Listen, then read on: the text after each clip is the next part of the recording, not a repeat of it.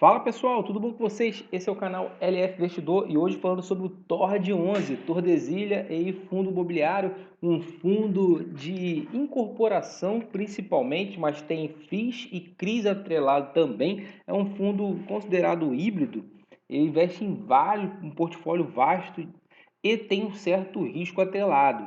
E o que chamou a atenção agora foi esse dividendo de quase 2%, ou seja, 17 centavinhos, que na cotação atual, já que ele é base 10, representa um dividend yield muito alto, alto até maior do que os fundos de CRIs, qualquer outro tipo de fundo da bolsa. E aí a pergunta que vai ficar, ele melhorou ao longo do tempo, está melhorando seu dividendo, esse dividendo, por mais que não seja recorrente, ele representa um patamar mais elevado de dividendo e, de repente, uma oportunidade para os seus cotistas? É isso que a gente vai ver aqui até o final. Fica comigo, vamos ver a evolução do valor patrimonial, dividendos, perspectivas futuras. E aí, comprar ou vender? Eis a questão.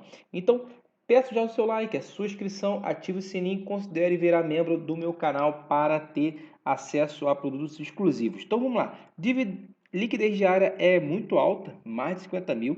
Tem um patrimônio líquido ainda baixo, meio bilhão, que não é tão baixo, mas assim, já representa, né, com relação ao IFIX, um certo grau de pujança, mas ainda é pequeno, ainda tem menos de 1 bi. O valor patrimonial, eu chamo a atenção, olha o descasamento entre o valor patrimonial e o seu valor de face, ou seja, ele está negociando em tese com 40% de desconto. E aí começa a chamar a atenção de alguns investidores um pouco mais arrojados. De repente, vai que ele consegue gerar um lucro futuro, vender esses imóveis e também participar aí de um lucro bastante pujante. A rentabilidade dele é 5% no mês, ou seja, tem sido negativo. E mesmo esse dividendo alto, quando a gente olha aqui a sua cotação, não fez com que a sua cotação descolasse, né?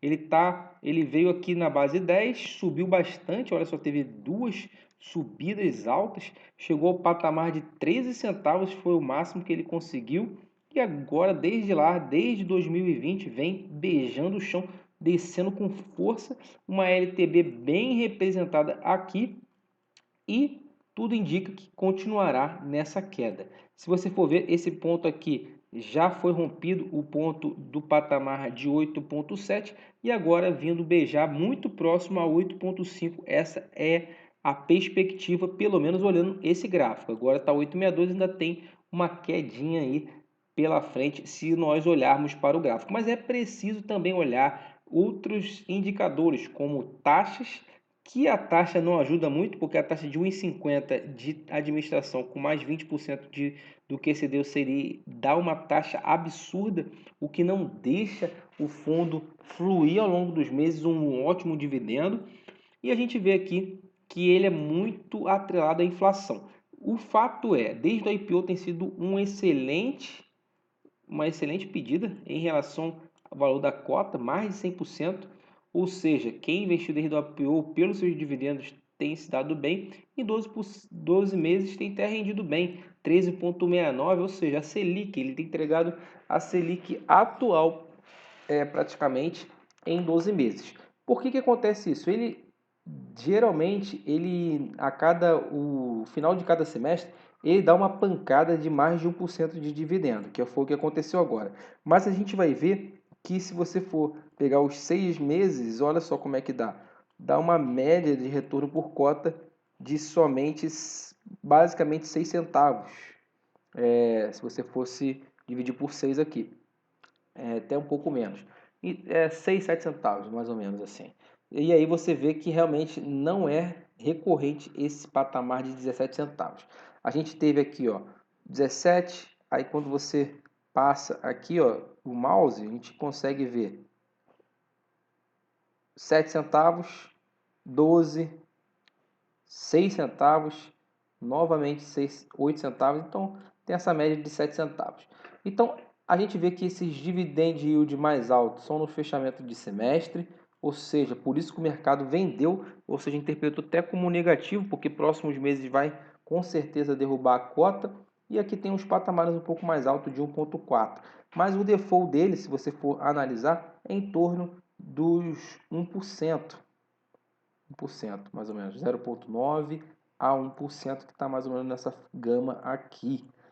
Esse é o default dele. Para pagar isso, provavelmente o que ele vai entregar é os seus 0,08, ou seja, 8 centavinhos por cota nos próximos meses. E isso, se você for projetar uma melhora, que ele consiga, muito dos seus portfólios são não performados, cerca de 50%.